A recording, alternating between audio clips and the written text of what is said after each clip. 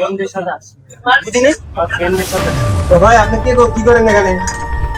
হোটেলে গিয়ে মাদক সেবন আর অনৈতিক কর্মকাণ্ডের পরিকল্পনা করেছিলেন দুই বন্ধু। সবই ছিল ঠিকঠাক।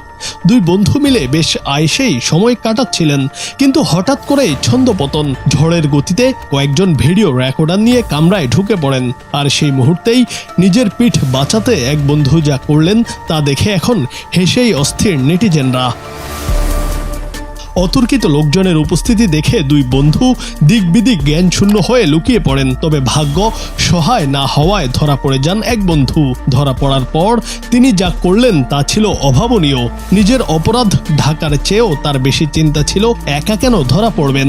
সাথে সাথেই তিনি জানান তিনি একা নন, তার আরেক বন্ধুও এসেছেন এবং রুমের মধ্যেই পর্দার আড়ালে লুকিয়ে আছেন। আমার আপনি কি করেন বলেন তো? ফ্রেন্ডদের সাথে আসছি।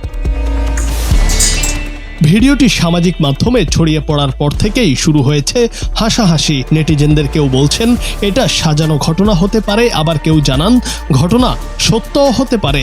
মন্তব্যের ঘরে অনেকেই লিখেছেন বিপদে বন্ধু চেনা যায়, এটাই তার বাস্তব উদাহরণ। আবার কেউ রসিকতা করে মন্তব্য করেছেন এমন বন্ধু থাকলে শত্রুর আর দরকার কি। জুনায়েদ আহমেদ, বাংলা টিভি।